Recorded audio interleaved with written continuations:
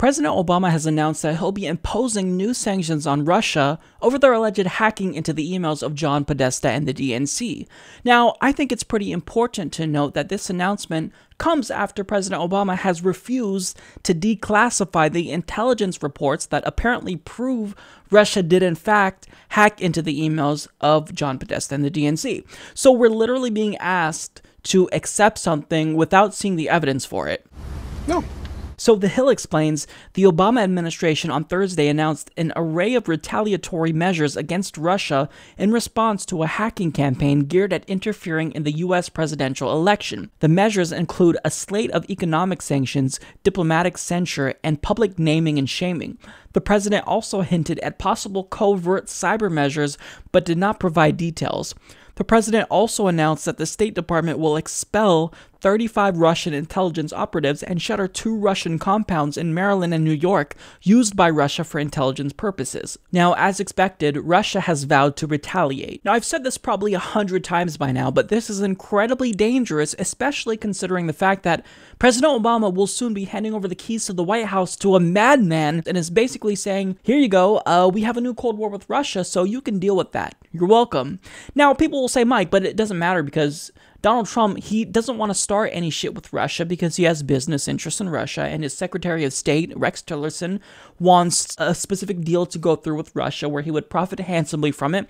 But Hillary Clinton also profited from Russia, but that didn't stop her from saber-rattling against Russia for almost a year and a half. So the fact that Democrats of all times are choosing to up the ante and their Russian hysteria now, when Donald Trump is about to take over, when you know how much Republicans love war and they'll be in control of all branches of government, it's just mind-boggling to me, and it demonstrates that the Democratic Party establishment has lost their mind. And what's strange to me is that Democrats are so insane now that some of them are criticizing President Obama, not because this would escalate tensions with Russia when we haven't seen the evidence, but because he hasn't gone far enough. So, for example, Donna Brazil states, "We applaud President Obama for taking these actions in response to the Russian government-sponsored cyber attacks on the DNC, the Clinton campaign, and our free and fair elections. However, more must be done," Brazil said in a statement.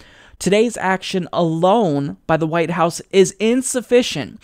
Now it's time for President-elect Donald Trump and the Republican leadership in Congress to put our national security before politics and show the American people that they are serious about protecting our democracy, she added. I want to reiterate what she's saying here. Donna Brazil is saying that what Obama is doing, which would escalate tensions between the US and Russia, she's saying that's insufficient. We need to do more. What more do you want them to do? What more should we be doing? Should we launch an attack on them? Should we bomb them, Donna? What is the end goal? I don't get it. And that's one question that I've had that hasn't been answered yet. What is the end game for Democrats with all this saber rattling against Russia? I don't know what you want. And maybe I'm being a little bit hyperbolic, but Democrats are showing that they're insane. So I wouldn't be surprised, honestly, if they actually sought military action against Russia because of this.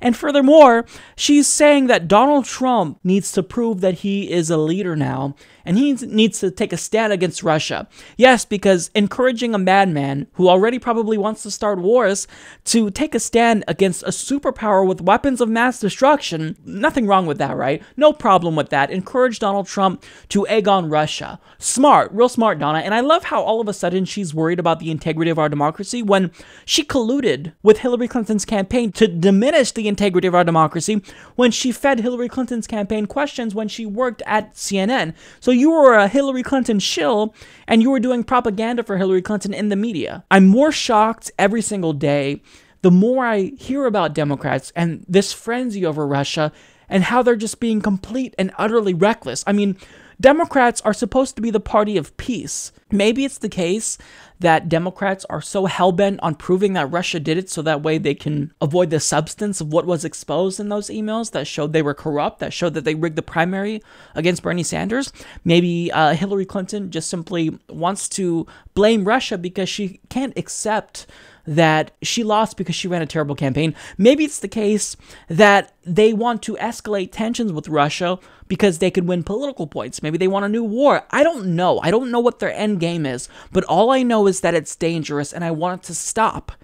And if you're egging on Russia and you're literally encouraging Donald Trump, who you think is dangerous, who we all know is dangerous, to escalate tensions and take action against Russia, you've just lost your ever-loving mind. Democrats are insane. So I don't know what to say about this. I don't know what to say about this. Is it the case that Russia is innocent? Well, I don't know. We haven't seen the evidence, and I'm pretty ambivalent towards Russia. I don't really care about Russia. In fact, I dislike Russia, if anything, because of the way that they treat homosexuals, because of their human rights abuses, because of their undemocratic nature, their authoritarian regime. I don't like that. I'm against authoritarianism. So I don't like Russia. I have no reason to presume that Russia is innocent. All I'm saying, though, is one, show us the evidence, and two, if the evidence is there, just tell me what your goal is. I mean, what are we going to do? Are we going to attack Russia? What do Democrats want? I don't know what they want. All I know is we're setting ourselves up for a very dangerous path that has implications not just for the US and Russia, but for the rest of the world. So Democrats need to get their shit together, and it's time that their constituents, so-called liberals, wake up and actually put pressure on Democrats to fight for the people and stop saber-rattling against Russia. Support this podcast by joining the independent progressive media revolution today at humanistreport.com.